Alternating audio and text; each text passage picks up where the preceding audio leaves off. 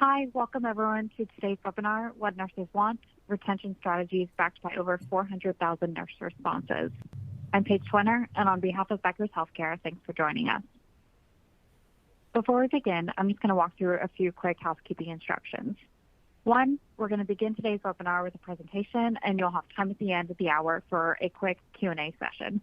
You can submit any questions you have throughout the webinar by typing them into the question and answer box you see on your screen. Two, today's session is being recorded and will be available after the event. You can use the same link you used to log into today's webinar to access the recording, so make sure you save those emails. And third, if at any time you don't see your slides moving or you're having trouble with the audio, try refreshing your browser first. You can also submit any technical questions into the Q&A box, and we will help you. With that, I am pleased to welcome today's speaker, Dr. Iman Abuzeid. Iman Abuzeid is an MD, Wharton MBA, McKinsey alum, and a software product manager who 5 years ago founded Incredible Health. Incredible Health is the fastest growing career marketplace for healthcare workers in the U.S. today. Hospitals use its technology to hire permanent nurses in less than 20 days, driving millions in cost savings by reducing temporary labor. It also helps nurses find their dream permanent jobs alongside a suite of tech-enabled tools that help them manage their careers. Incredible Health is employed by over 650 hospitals, including 75% of the top-ranked hospitals by U.S. News. HCA Healthcare, Kaiser Permanente, Tenet, Johns Hopkins, Stanford, Cedars-Sinai, Northwestern, NYU, and many more successfully use the tech. This last year, Incredible Health raised their Series B, valuing the company at $1.65 billion, making Incredible Health the highest valued tech-enabled career marketplace for healthcare workers. Iman is also one of four Black female founders to be running a company valued at over $1 billion. Dr. Iman, thank you for being here today. I'll now turn the floor over to you. Thank you so much for having me. So here's today's agenda. We're going to be discussing the nurse labor market today and orient you to who Incredible Health is and what we do.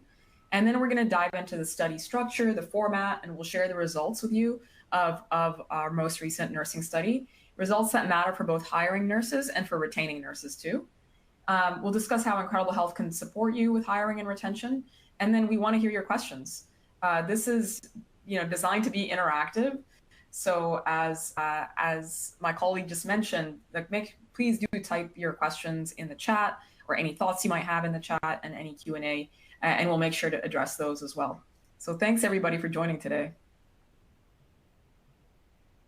All right, so let's start with an overview of what's just going on in the nurse labor market today.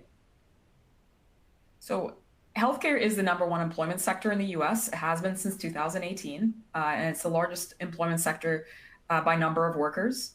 And 1 in 8 Americans works in healthcare. Our demand for healthcare as a country continues to increase because our population is aging. However, the supply of workers has not kept up with that demand. And so as a result, we're seeing some of these metrics happen.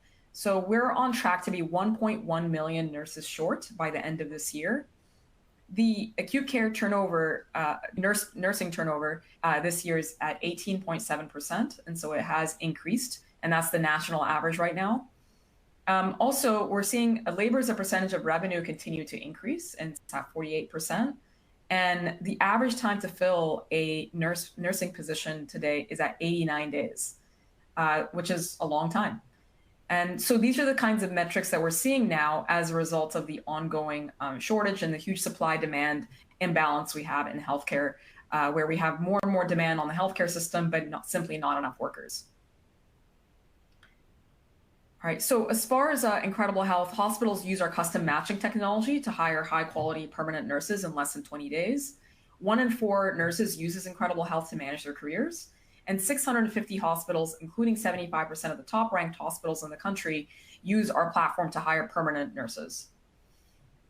As far as what it is that we do, before we dive into the study itself, is we do proprietary sourcing. So we attract nurses to our platform through a range of free services and tools to nurses, including things like free continuing education, free salary estimators. We have a referral program, very strong organic traffic to our website as well. We automatically screen the talent too using technology and data. We're looking for a whole range of data points, including certifications, licenses, malpractice records, and we are also confirming if they're actively looking or not. We also develop matching algorithms for every employer that we work with. We're collecting their hiring needs, and we've developed matching algorithms that are supported by machine learning as well to ensure that we are putting the right talent in front of the right employers based on preferences, specialties, locations, and other criteria. And then finally, being a software-enabled marketplace, we have a robust set of data analytics that we can provide to the employers that we work with, including anonymized competitive benchmarks with their local competition as well. The entire experience is built with SMS technology for the nurses too. The nurses are great with on their phones, even better on their phones than they are with email and on their laptops. And then for every employer we work with, we do put together a employer showcase page so we can really highlight what makes hospitals great for nurses. All right, so let's dive into our study. Starting with just the study parameters, there was a range of data points used for this study on U.S. nursing retention and hiring. First, we had surveyed 2,500 nurses. In addition to that, we have at that time we had 400,000 nurses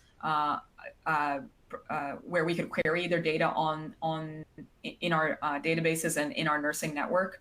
And all of this data was gathered just over 12 months ago, and we are actually getting ready for our next study, which will be out again in March of 2023.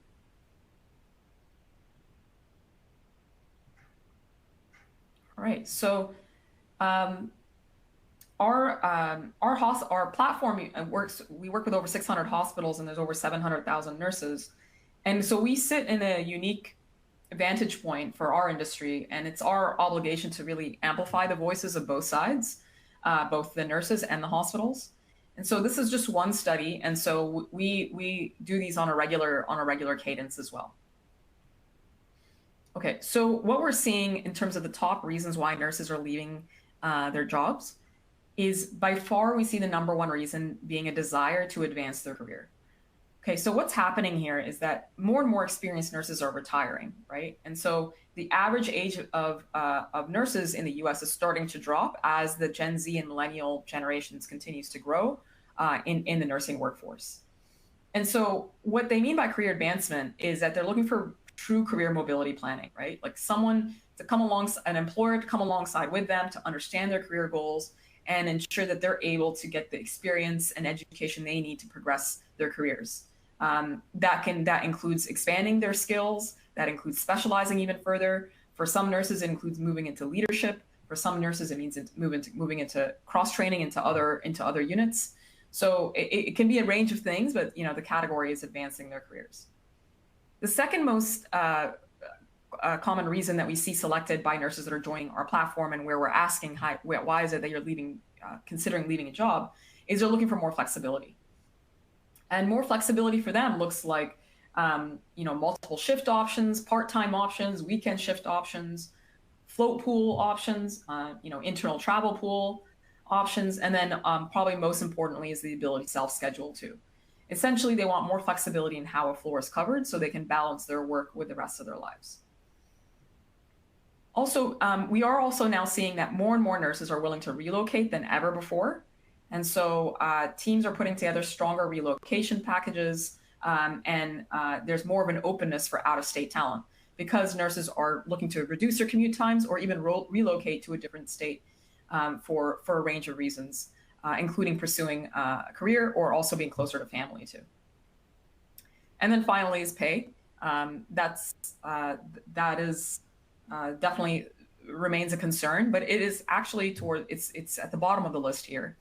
It actually surprises me and many hospital executives that compensation doesn't appear higher on the list. Of course, for certain geographies, it matters dramatically because of high cost of living and lots of local competition. But we are often seeing that it's not the highest paying employer that is able to retain the most or even able to hire the most in a local market. It's actually the teams that have really strong career advancement programs and lots of flexible scheduling that are able to retain even more sometimes than the local employer that's paying the most. All right, so then let's look at a set of retention strategies that really maps to those reasons. So we reverse engineer the reasons why nurses are leaving jobs, and then so we get these retention strategies and the data to back up these retention strategies as well. So I mentioned earlier that the number one is nurses have a strong desire for career advancement. And so what we're seeing is that the teams that are putting lots of effort and investment into nursing career advancement are able to retain more. In a recent survey we did, 10% of nurses said that cross-training was important to them. And then and they're also excited about doing different things. Could be expanding their skills or moving into another specialty. They feel like career changes and career advancement is possible within the nursing profession. And so they are looking for employers that are sort of offering these types of opportunities. On the topic of greater flexibility, 76% of nurses surveyed in a recent survey of ours showed that self-scheduling was a very important consideration for them when considering a new role and when considering staying in a role. And so we do have to start thinking very differently about how we staff roles and offer more flexibility to the current cohort of nurses. It allows them to pursue their careers while also committing to their own health and meeting the needs of their current life stage.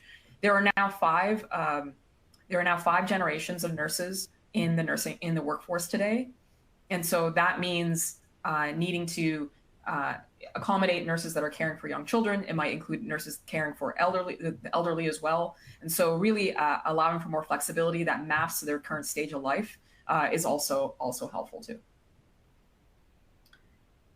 On the topic of relocation packages and mobility, we're seeing more and more mobility and a desire for relocation among the permanent nurse market, in the permanent nurse labor market.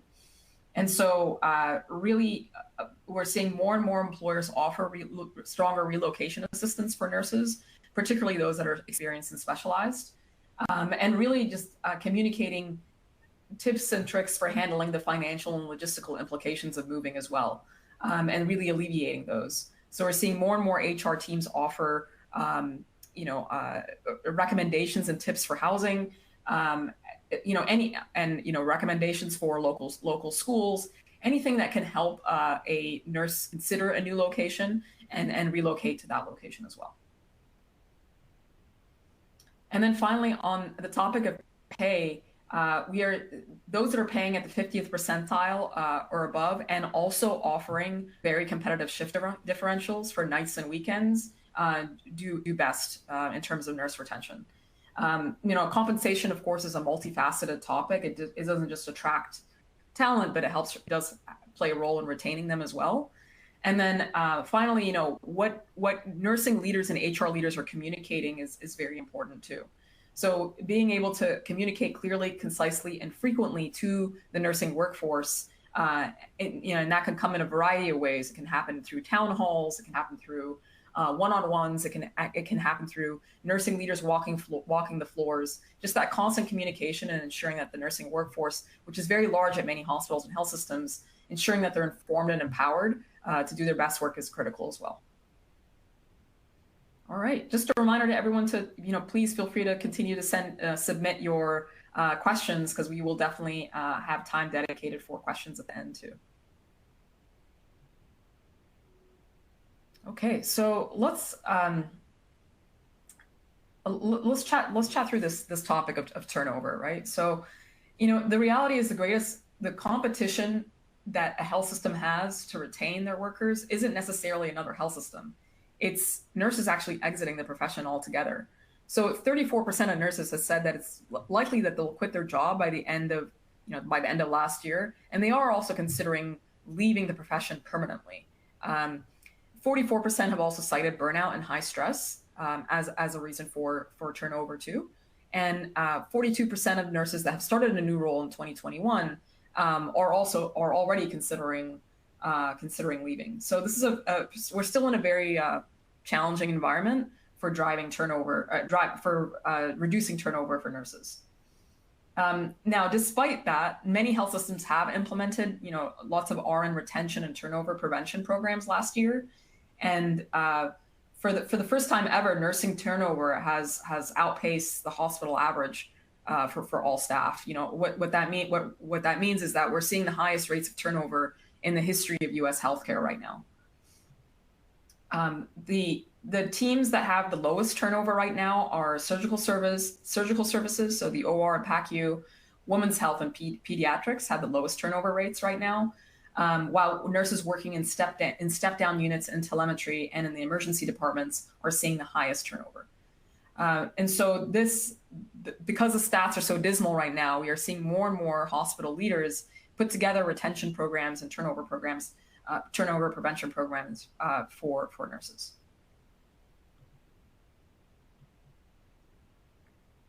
All right, on the topic of relocation, let's go a little bit deeper there. So nurses, including this is not about travel nurses, it's about the permanent nurses that are looking for full-time or part-time roles. They are more and more willing to relocate for a job than ever before. That is happening even outside of nursing in other industries too. And there's something about the millennial generation as well as the Gen Z generation that is more and more willing to relocate to pursue their careers than ever before. And so the data from the Incredible Health Marketplace shows that about 25% of nurses are willing to move to a completely different state. Another 25% are willing to relocate within that state that they're already living in, and then another 25% are not doing any relocation. They're just staying within their same state. The reasons for relocation include moving closer to family, pursuing the career advancement that may be unique or differentiated in another state, and then also for more favorable climates or weather, and then also for a desire for lower cost of living too. All right, let's next chat through the topic of travel nursing.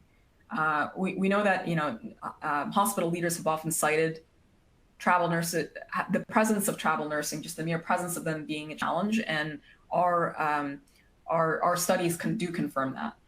Travel nursing continues to be heavily utilized across many health systems, and less than 25% of health systems are anticipating reducing their dependence on travel nursing in the next 12 months because they're simply having a lot of challenges with hiring permanent nurses.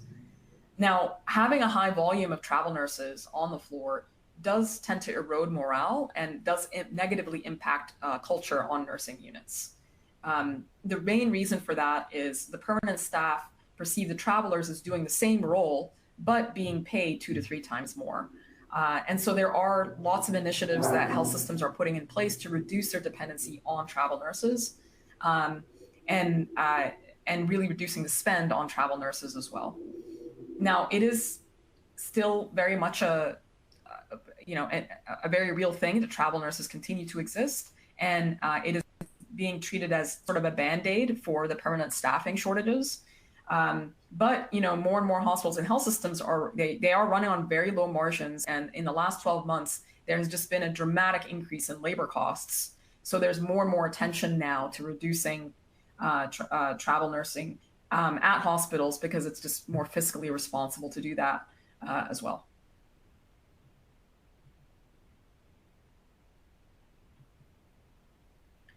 Okay. The other topic that we wanted to make sure that we cover is just the working conditions that nurses are under, particularly around assault.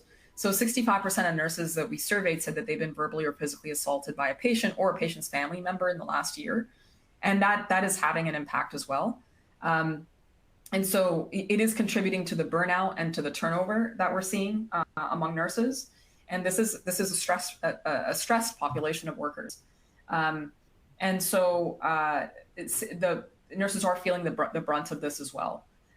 Working conditions in general is always in the top 10 reasons why nurses are considering leaving an employer, and so having clear processes and in place to create a more safe environment for nurses has been critical to driving improved retention too. Okay, so as far as just wanted to walk through how Incredible Health helps with some of these challenges, and then we'll definitely open up for Q&A too. Um, we are used by 650 hospitals and health systems across the country, including very large health systems like Tenet Healthcare and HCA Healthcare and Kaiser Permanente. We work with many academic medical centers too, including Stanford and Cedars-Sinai and Johns Hopkins, and lots of community hospitals as well. When nurses are using our platform, they tend to join for our free tools and for the ability to also explore new opportunities, and for the community of nurses that we have built into our apps. We have free continuing education, free nurse salary estimators, and a community for nurses that they have access to. And we also have a team of what we call talent advocates, who are like career coaches for nurses too. And all of the services for Incredible Health are 100% free for nurses. Now, the unique thing about the platform is that the employers apply to the talent instead of the other way around, and nurses absolutely love it. And we also have proprietary screening, matching, and data analytics. Some additional data from our platform shows that 68% of nurses accept the very first offer they receive on the platform. So speed and operational excellence is very important to driving a strong nurse hiring strategy. And 61% of nurses are accepting their very first offer, even when their subsequent offers have higher compensation. And so the reason for that is nurses are often working while they're doing their job searches. And so the speed and convenience and ease of a very streamlined job search that an employer can deliver on is very important to them. This is the kind of data that we replicate for the teams that we work with. So as far as days to fill goes, we really try to reduce the days to fill. This is a case study from an LA team where we were able to reduce days to fill from 66 days down to 19 days. And where we have the biggest impact is on time to source, where we were able to really reduce the time from 44 days to just 3 days to find the talent. You can see all our reviews on Facebook and on Google and on the Apple App Store. We have over 2,000 5-star reviews across those platforms, and nurses often describe us as the best job search experience of their career. And then your sort of counterparts in other health systems are also citing just a really great experience as well. On the topic of retention specifically, I think that question already came in about how Incredible Health helps with retention. So the nurse retention rate from nurses hired on the platform is usually 15% higher than the hospital's baseline. The reason for that is that the nurse was able to consider multiple opportunities before selecting a specific employer. So this is a very well thought out job search, as opposed to like just selecting the first thing they can get. All right, so we have quite a bit of time for Q&A. I did want to just encourage anyone to please feel free to reach out to us. You're welcome to sign up for a demo at incrediblehealth.com. A member of our team will also be in touch with the recording of the webinar as well. So as we switch to Q&A here, so much of what we've discussed today aligns with our mission of helping healthcare professionals live better lives and helping nurses find and do their best work. So would love to tackle some questions. The Becker's team, please help us out here. Thanks. Thank you, Dr. Iman, for a great presentation. Again, you can submit any questions you have by typing them into the Q&A chat box on your webinar console. Let's get started with the first question I see. What's the recommended shift differential for nights and weekends? Yeah, that's a great question. So the shift differential for nights and weekends, there's a couple best practices here.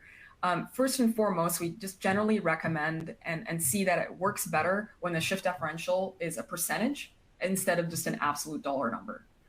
The reason for that, by doing it as a percentage instead of an absolute dollar number, it means that we can take into account nurses' tenure and their current salary.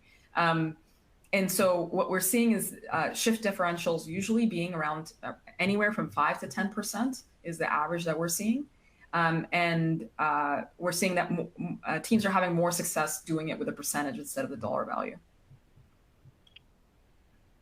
Gotcha. And someone also asked, on the topic of relocation, are you seeing nurses relocating more to highly populated areas or rural areas?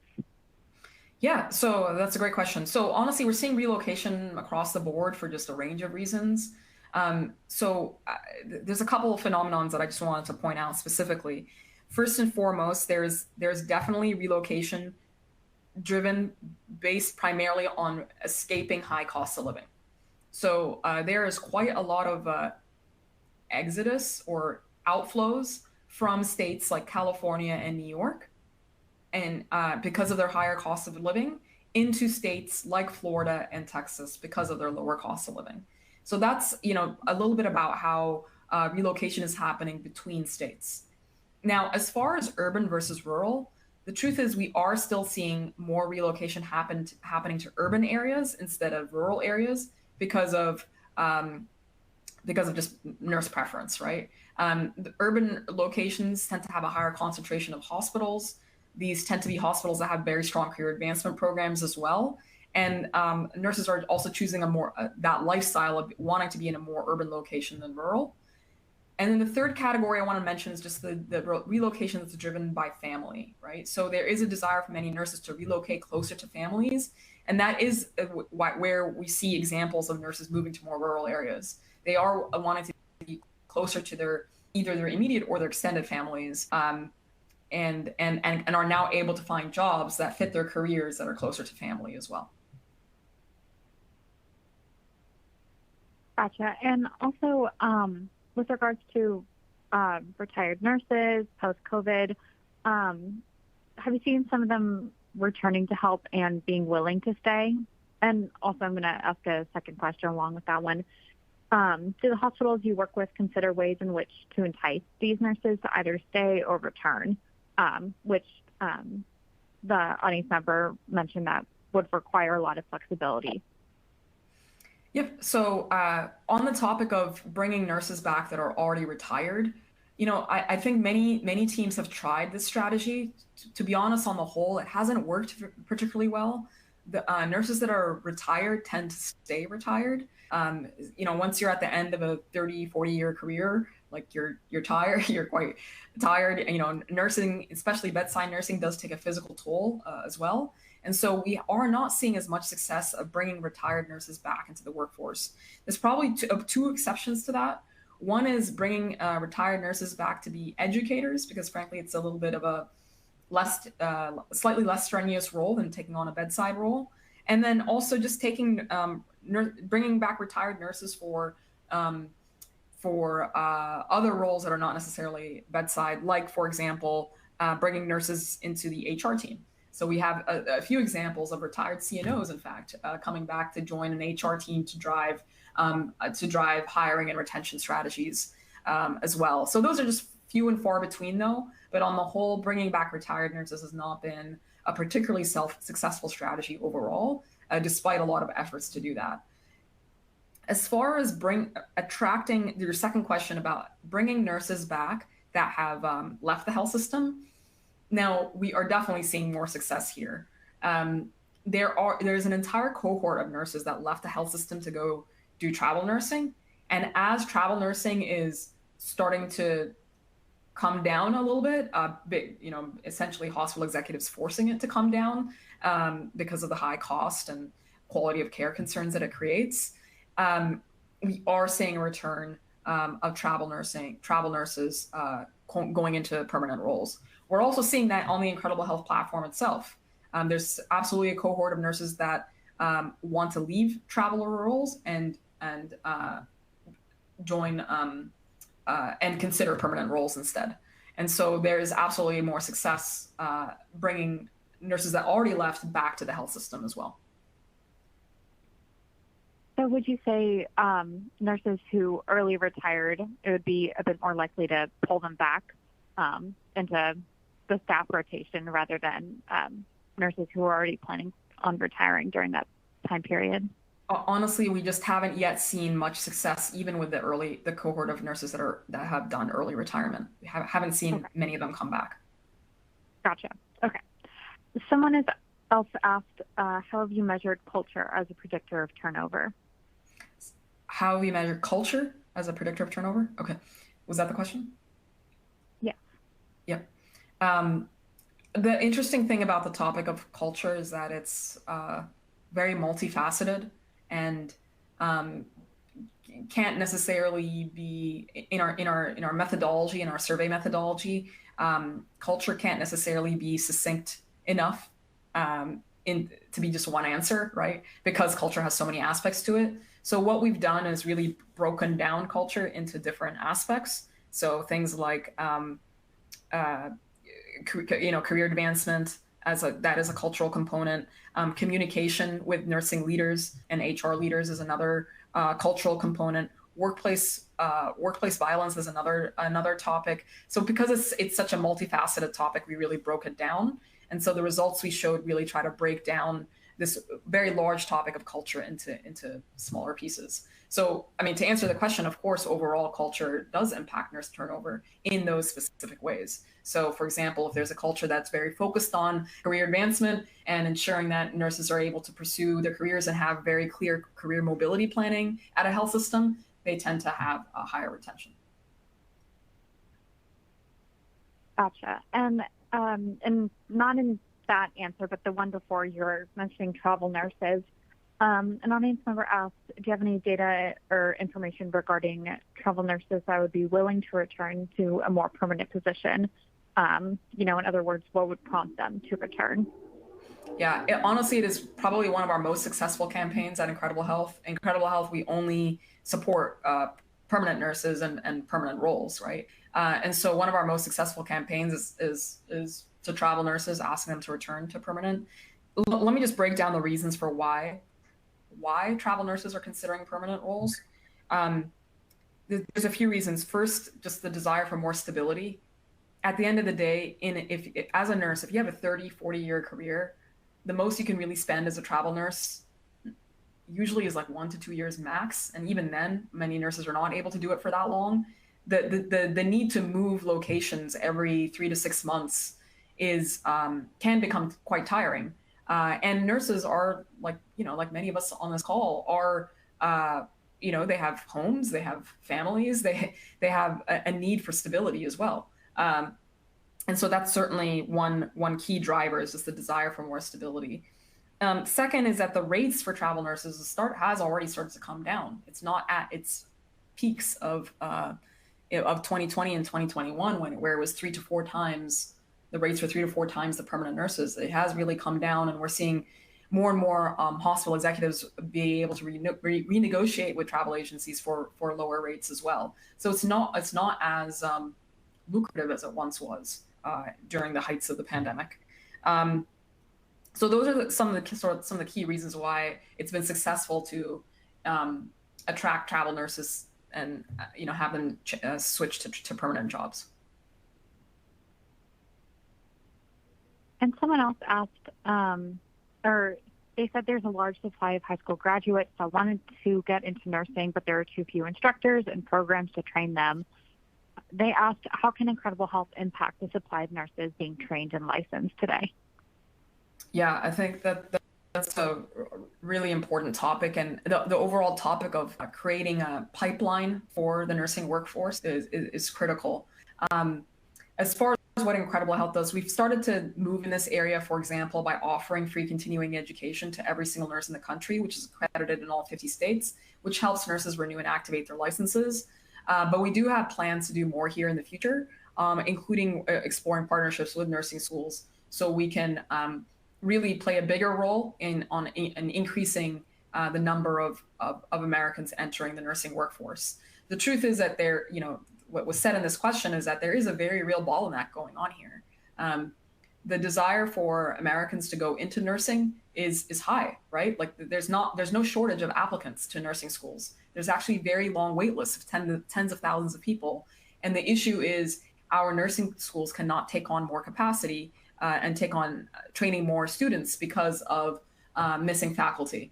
And so I think Incredible Health can certainly do more in this area, and we plan to. And then the hospitals and health systems we work with are also rolling out lots more programming with their local nursing schools to help in this area.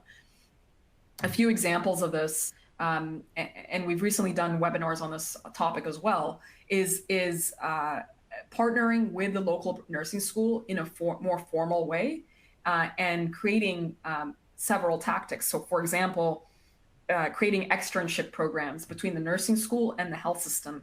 So, allowing nursing students to do externships at the health system.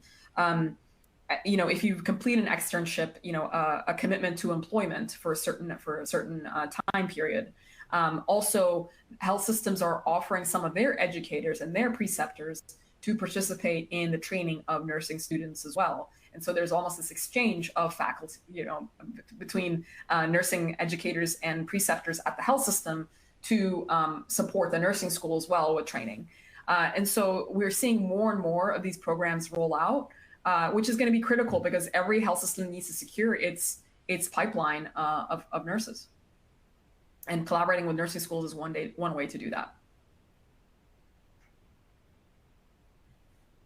I have a question that's kind of veering a bit away from that topic.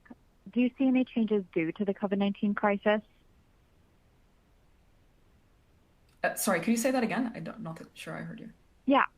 I'm asking, or someone is asking, do you see any changes due to the COVID-19 crisis? Okay. If anything, the pandemic overall was a demand shock on the system, on the U.S. healthcare system. But the truth is, these demographic underlying trends that I mentioned earlier have existed long before the pandemic, certainly during the pandemic, and are existing long after. What I'm referring to is the ongoing demand from the U.S. from the U.S. population on the U.S. healthcare system. Our population is growing. It's also aging, which is putting more and more demand on the system, and we haven't increased the supply of healthcare workers to keep up with that demand.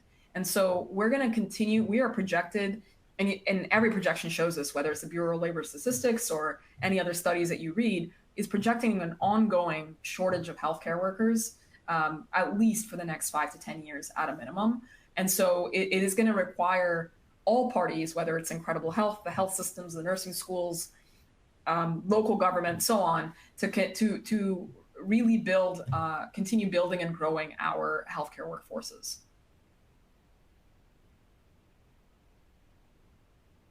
On the retention side of constant communication, what types of communication are you identifying?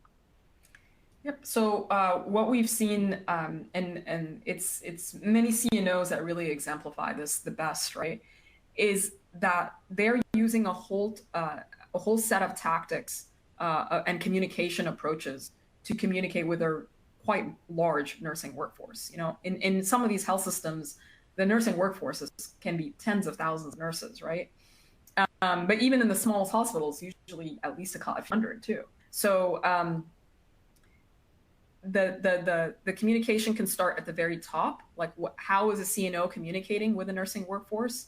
That includes things like walking the floors. It includes having a scheduled town hall every month. It includes quote unquote office hours where any nurse can join a Zoom or whatever it is to ask the CNO and nursing leaders questions. The second set of communication comes from the nursing managers themselves. The nursing managers, their cadence of communication with their nursing units is critical. It should be on a regular cadence. It should include key topics that nurses care about, including the topics we just discussed around career advancement, flexible scheduling, and so on. And then finally, the HR teams are supporting more and more communication as well through things like engagement surveys, being able to submit anonymous feedback, and just ensuring that the communication flow from the staff nurses up to leadership is established and happening on a recurring basis as well.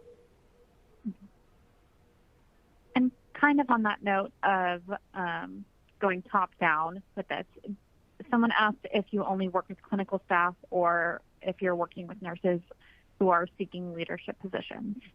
Yeah, it's a great question. So we work with RNs and we support permanent nursing, and that's for all levels. It can from new graduates all up until CNOs and everything in between. So we absolutely do support nursing managers and leaders as well, in addition to staff nurses, and we support all 45 nursing specialties. And then we support both RNs and NPs as well, nurse practitioners too.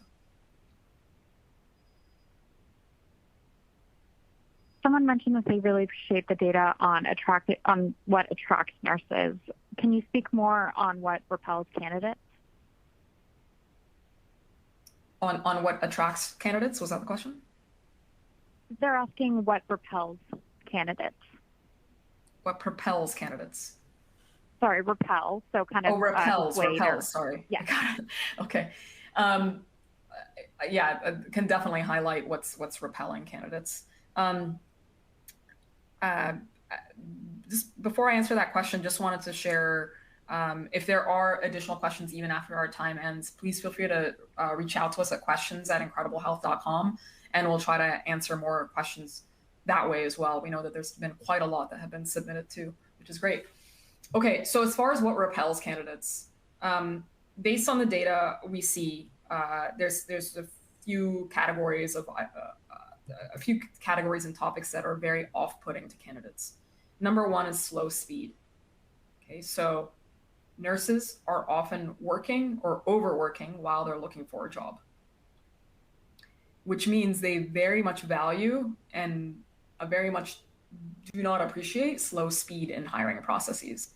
For example, if it is taking 2 weeks to get a hiring manager interview scheduled, that is it's very off-putting for candidates, and we are seeing them choose employers that are moving faster as a result.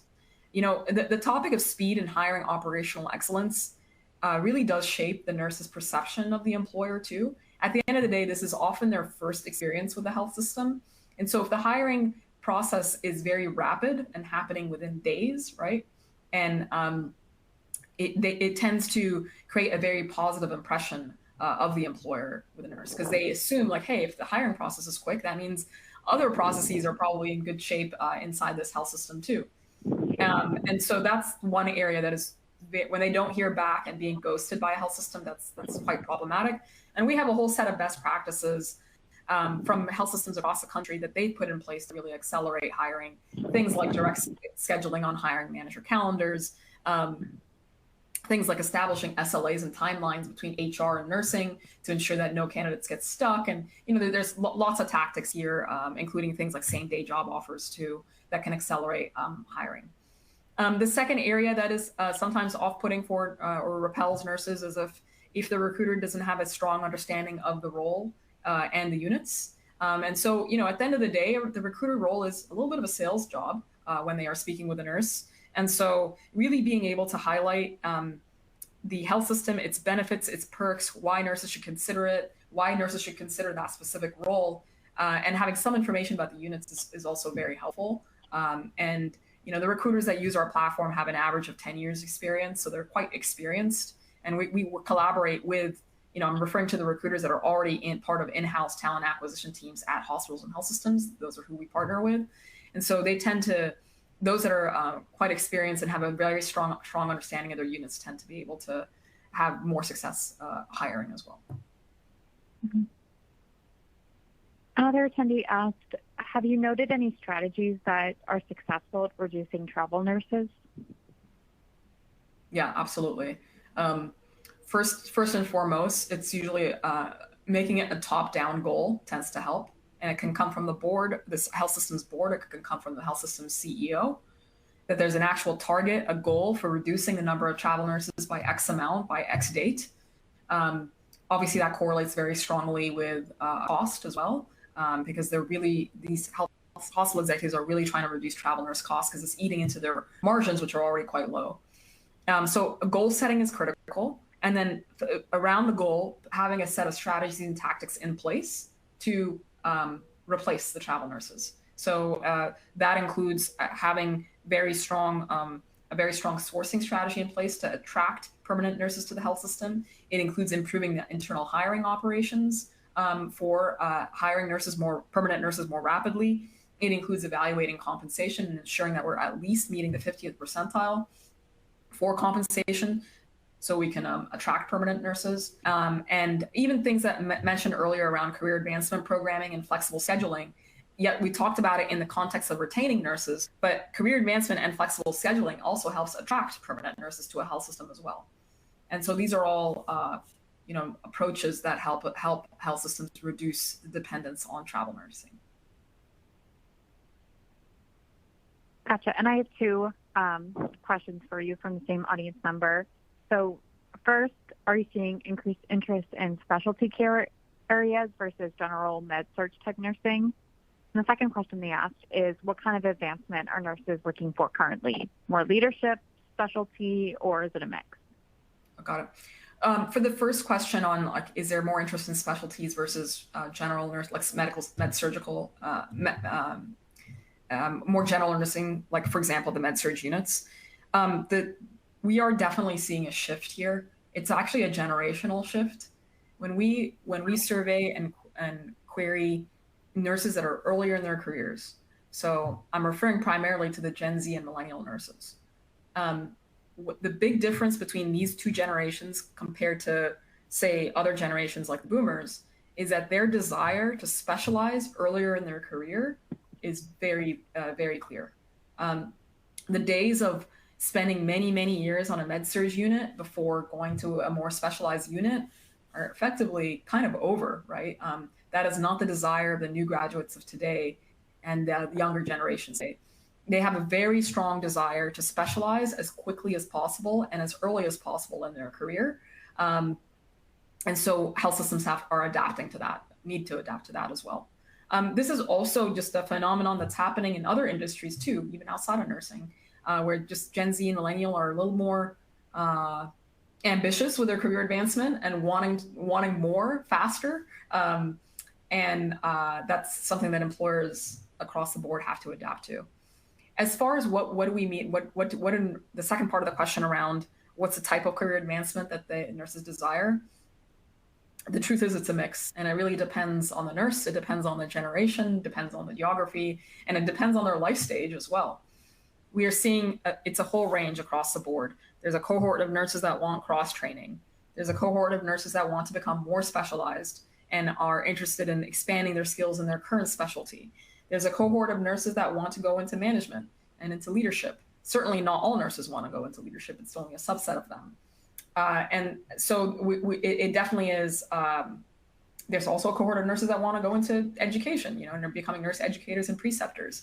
So it really is across the board. And at the end of the day, this is a very large workforce that represents a whole range of desires when it comes to career advancement.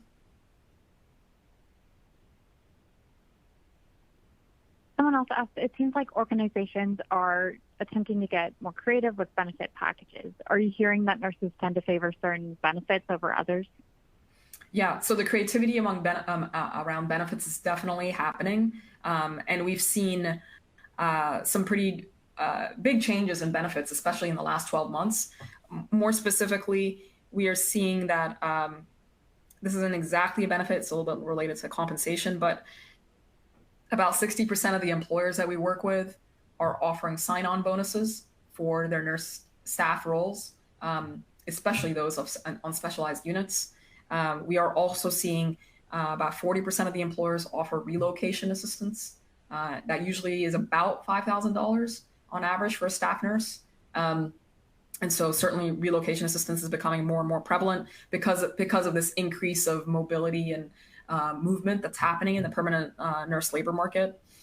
And then the third area that we're seeing more and more of is things to do with tuition reimbursement and loan forgiveness that health systems are putting in place as well in order to continue to build up the pipeline, particularly of new graduate nurses too. Gotcha. And I have two financial questions for you. First is, it seems like organizations, oh, I'm sorry. I just asked that one. I still have two financial questions though. Sure. First one is, can you speak to the return on investment for organizations that partner with Incredible Health? Yeah, absolutely. So for every employer that we work with, we put together a pretty detailed business case and return on investment. And the simple answer is, by hiring permanent nurses faster, we are offsetting and saving travel nurse costs. as well as overtime costs and HR costs as well. But the big cost savings is around travel nursing. By hire, and that's just whether it's Incredible Health or other approach strategies that health systems are putting in place. The push for hiring more permanent nurses is the strongest business case for it is to reduce travel nurse costs, to reduce vacancy rates, and to increase fill rates, and to reduce overtime costs. And all of these have hard numbers behind them. And the reason I'm also mentioning this is that what we're seeing a lot of success with CNOs partnering very closely with their CFOs. When CNOs and CFOs partner collaboratively and very closely, they are able to find funding for things like more career advancement programs, more flexible schedules, and these tactics that helps retain and hire permanent nurses tend to be budget neutral if you're collaborating with a finance team that's able to calculate the cost, the very high cost of nursing turnover, the cost of every vacancy, the cost of having a travel nurse on the units. And so this entire topic is supposed to be very well grounded in financials, and the ROI and business cases should be very well established. We do support the health systems with putting together business cases and ROIs, particularly supporting nursing leaders and HR leaders with this topic too. I understand. The second money-related question I have for you, someone else asked, how much does Incredible Health cost? Yeah, so we put together a very detailed proposal and customized proposal for every hospital and health system we work with. At the end of the day, it's not a one-size-fits-all because each hospital and health system has different needs, and they're all in different geographies and different locations. So what our team does when they collaborate with a nursing leader, HR leader, or even with a CEO or COO is they are putting together a customized proposal that includes data from the health system, that ensures we're putting together a pricing proposal that ensures that the platform pays for itself, and ensures and drives cost savings for the health system. Another question I have for you from the audience. What are the best examples, do you think, of retention strategies being used at facilities? The best retention strategies we've seen, hands down, are the teams that have a very robust set of career advancement programming, including programming like residency programs, new graduate programs, leadership training programs, cross training programs. And then the second set of tactics that we were seeing a lot of success in is supporting and enabling flexible scheduling. That can be as simple as offering self-scheduling, that it also includes a whole menu of options that they're providing to their nurses, including part-time roles, weekend shift options, 4-hour shifts, 8-hour shifts, and so on. Like the days of only offering 12-hour shifts 3 days a week and full-time only, those days are kind of over. There's absolutely a cohort of nurses that prefers the 312s, but we're seeing that the health systems that are offering more options in addition to that are able to retain more too. Just kind of an overall question. How long does it usually take for a nurse to be hired, both with and without Incredible Health? Without Incredible Health, the days to fill is 89 days right now. That's the national average. With Incredible Health, it's around 20 days. We guarantee less than 30 days. How does Incredible Health speed up the hiring process so much? It's multifaceted. There's 3 or 4 approaches that we take to drive hiring speed. First, the employers are applying to the talent instead of the other way around. So we really have reversed it. We've automated the screening and the matching on the platform as well. So again, that takes off a few steps too. That really reduces the speed to sourcing a candidate. We also collaborate very closely with the in-house existing talent acquisition team and the nursing leaders as well, in order to share data analytics and identify bottlenecks that could be slowing things down. And we offer a very detailed set of best practices to accelerate hiring speed as well. That's based on our marketplace data. Someone just asked, does Incredible Health replace on-site hospital recruiters, or do you all work in tandem with them? Yeah, it's a great question. And we work in tandem. This is a true partnership with the existing in-house talent acquisition team. This is also a newer model in talent acquisition. A lot of us talk about how, nurses need to operate at the top of their skill set and at the top of their license, but, even hospital recruiters need to operate at the top of their skill set as well.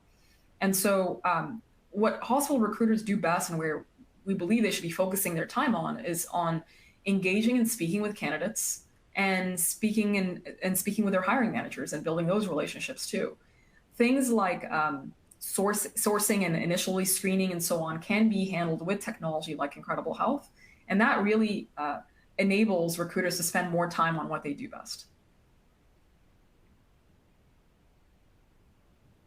And with that, that's all the time we have for today. I want to thank Dr. Iman for a great presentation, and also I want to thank Incredible Health for sponsoring today's webinar. To learn more about the content presented today, please check out the resources section on your webinar console, and please fill out the post-webinar survey. Thanks for joining us today. We hope you all have a wonderful day. Thank you so much for hosting me, and a member of our team will also be in touch, and you'll all get the recording as well.